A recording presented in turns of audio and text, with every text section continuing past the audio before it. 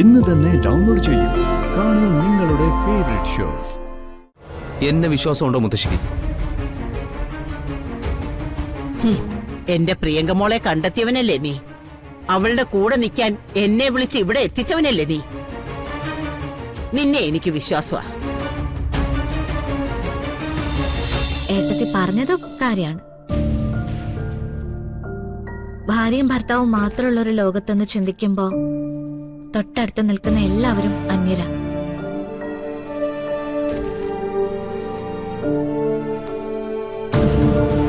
ഏട്ടത്തി ദാ ഇത് പിടിക്കേ.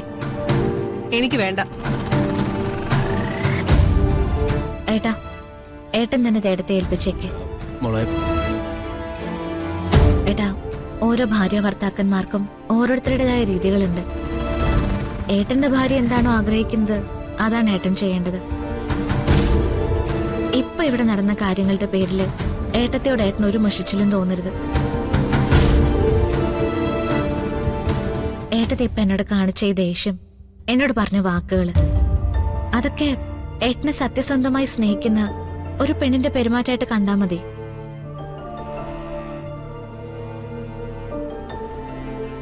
ഏട്ടനത് ക്ഷമിക്കാൻ പറ്റും, പൊറുക്കാനും പറ്റും. നിങ്ങൾ രണ്ടാളും നന്നായിട്ട് ജീവിക്കണം. എനിക്കത്രേ ഉള്ളൂ. ദാ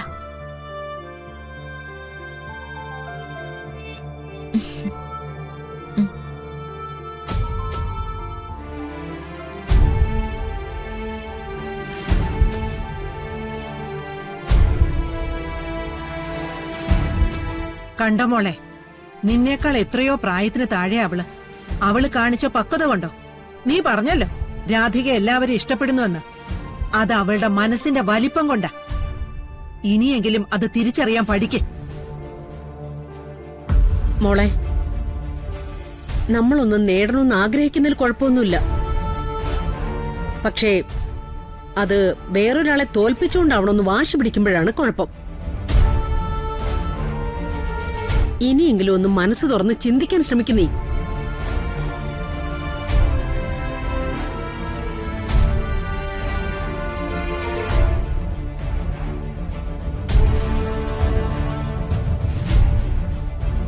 സത്യത്തില് സൂര്യയുടെ ഭാഗത്താ തെറ്റ്.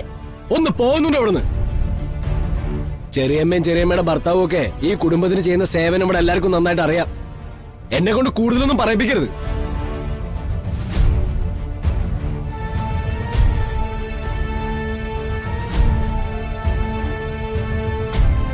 എത്ര നല്ല നിമിഷങ്ങളെയാ തന്റെ പ്രവൃത്തി കൊണ്ട് താൻ ഇല്ലാതാക്കിയത്. എനിക്ക് തന്നോട് സഹതാപം മാത്രമേ തോന്നുള്ളൂ. അതെ, അതാണ് കുഴപ്പം. അല്ലാതെ റിയൽ സ്നേഹം തോന്നുന്നില്ലല്ലോ.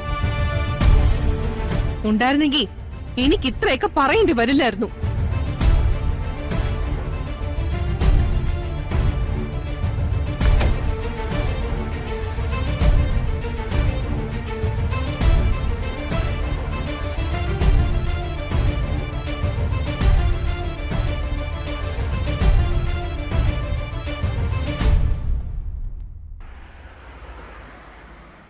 മോനെ, പ്രിയങ്കയുടെ കാര്യം ശരിക്കും ഡോക്ടർ എന്താ പറഞ്ഞേ?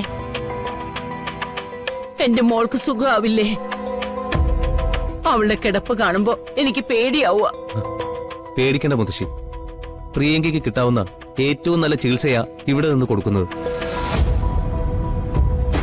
നാളെ പ്രിയങ്കയെ കാണാൻ വിദഗ്ധനായ ഒരു ഡോക്ടർ വരുന്നുണ്ട്. നിങ്ങള് പ്രിയങ്കയുടെ അടുത്ത് തന്നെ ഉണ്ടാവണം. ഒരു കാരണവശാലും മാറി നിൽക്കരുത്. പ്രിയങ്കയ്ക്ക് ഓർമ്മ വീണ് കഴിഞ്ഞാൽ ഉടനെ ഞങ്ങളെ വിവരം അറിയിക്കണം. ബാക്കിയുള്ള കാര്യങ്ങളൊക്കെ നിയമത്തിന്റെ. മോനെ, ആറ്റുവാശ്ശേരിയില് ഇപ്പൊ എല്ലാവരും എന്നെ തിരക്കുന്നുണ്ടാവും. ദേവനെ വിളിച്ചൊന്ന് വിവരം പറയണം. ഇപ്പൊ മുത്തശ്ശി അല്ലാതെ വേറെ ആരും ഒന്നും അറിയാൻ പാടില്ല. ആകെപ്പാടെ കുഴഞ്ഞു പറഞ്ഞ ഒരു കേസാണിത്. പ്രിയങ്ക കോടതിയിൽ എത്തുമ്പോഴല്ലാതെ ഈ കാര്യം പുറത്താരും അറിയാൻ പാടില്ല. സോ നിങ്ങൾ മറ്റാരുമായും ബന്ധപ്പെടാനും പാടില്ല.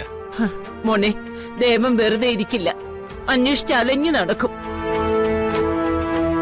അങ്ങനെ ആരെങ്കിലും ഇവിടെ എത്തിപ്പോയാ ഗൗതം, അതിനെന്താണ് ഒരു വഴി?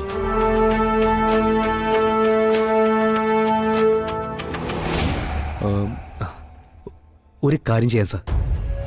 മുത്തശ്ശി ഒരു തീർത്ഥാടനത്തിന് പോയിരിക്കുകയാണെന്നും എത്തിച്ചേരാൻ കുറച്ച് ദിവസങ്ങൾ കഴിയുമെന്നും പറയാം. പക്ഷേ നമ്മൾ ആരെങ്കിലും അത് പറയുന്നത് പ്രശ്നമാവില്ലേ? നമ്മൾ പറയണ്ട. മുത്തശ്ശി ഈ കാര്യം പറഞ്ഞ് സ്വന്തം കൈപ്പടയിൽ ഒരു ലെറ്റർ എഴുതട്ടെ. ആ കത്ത് ആറ്റുവാശ്ശേരിയിൽ എത്തിക്കുന്ന കാര്യം ഞാൻ ഏറ്റു. അതൊക്കെ ഞാൻ എഴുതിത്തരാം. സാറേ, എനിക്ക് വേറൊരു കാര്യം ചോദിക്കാനുണ്ട്. എന്താ? പ്രിയങ്കമോള് കോടതിയിലെത്തിയ ചന്ദ്രശേഖരൻ രക്ഷപ്പെടും, സാറിന്റെ കാര്യവും നടക്കും. പക്ഷേ വരുണിനും രാധികയ്ക്കും എന്തെങ്കിലും സംഭവിക്കോ? അവളെ ദ്രോഹിച്ചത് അവർ രണ്ടുപേരുവാ. അവർക്ക് സ്വസ്ഥതയുണ്ടാവാൻ പാടില്ല. അതിനെന്തെങ്കിലും വഴിയുണ്ടോ? മുത്തശ്ശി, പ്രിയങ്കയ്ക്ക് ബോധം വീണു കഴിഞ്ഞാൽ ആ നിമിഷം അവർക്കെതിരെയുള്ള യുദ്ധം നമ്മൾ തുടങ്ങുക. മുത്തശ്ശിക്ക് എന്താ കാണേണ്ടത്? വരുണിന്റെ തോൽവിയല്ലേ? രാധികയുടെ കണ്ണീരല്ലേ? രണ്ടെണ്ണത്തിനെയും മുത്തശ്ശിയുടെ കാൽ കീഴിൽ ഇട്ട് തരിഞ്ഞാൻ മുത്തശ്ശിക്ക് ഇഷ്ടമുള്ള ശിക്ഷ കൊടുക്കാൻ എന്നെ വിശ്വാസമുണ്ടോ മുത്തശ്ശിക്ക്? എന്റെ പ്രിയങ്കമോളെ കണ്ടെത്തിയവനല്ലേ നീ? അവളുടെ കൂടെ നിൽക്കാൻ എന്നെ വിളിച്ച് ഇവിടെ എത്തിച്ചവനല്ലേ നീ? നിന്നെ എനിക്ക് വിശ്വാസമാ. എങ്കിൽ മുത്തശ്ശി ധൈര്യമായിട്ടിരിക്കും. പുറത്തിറങ്ങിയാൽ അച്ഛനും പിന്നെ സർവീസിൽ തിരിച്ചു കയറിയാൽ സാറും നമ്മളുടെ കൂടെ തന്നെ കാണും. നമ്മളെ എല്ലാരെയും ഒന്നിച്ചു തോൽപ്പിക്കാനൊന്നും കണിമംഗലത്ത് ആരും വളർന്നിട്ടില്ല. ആ കത്തെഴുതി കൊടുക്കാൻ നോക്ക്. രാധികയുടെയും വരുണിന്റെയും കാര്യം നിങ്ങളൊക്കെ മറന്നേക്ക്. അവർക്കുള്ളതെല്ലാം ഞാൻ നേരിട്ട് കൊടുക്കുന്നുണ്ട്. അതെന്റെ ഒരു വാശിയാ. മതി സാറേ, അവര് നശിക്കുന്നതൊന്ന് കേട്ടാ മതി. അതിനുവേണ്ടി എന്ത് ചെയ്യാനും ഈ സുകുമാരി റെഡിയാ.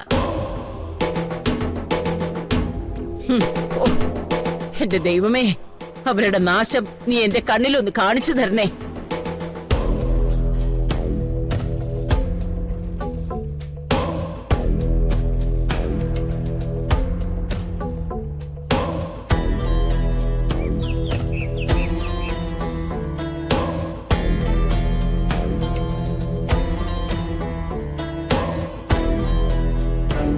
നീ അങ്ങനെ സംസാരിച്ചത് നന്നായി കൽപ്പന. സൂര്യ അവൾക്ക് സമ്മാനങ്ങൾ കൊടുത്തത് തന്നെ തെറ്റാ. ആ സമ്മാനങ്ങൾ അണിഞ്ഞോണ്ട് എന്തിനാ നീ സൂര്യ നിൽക്കുന്ന സ്ഥലത്തേക്ക് വരുന്നേ?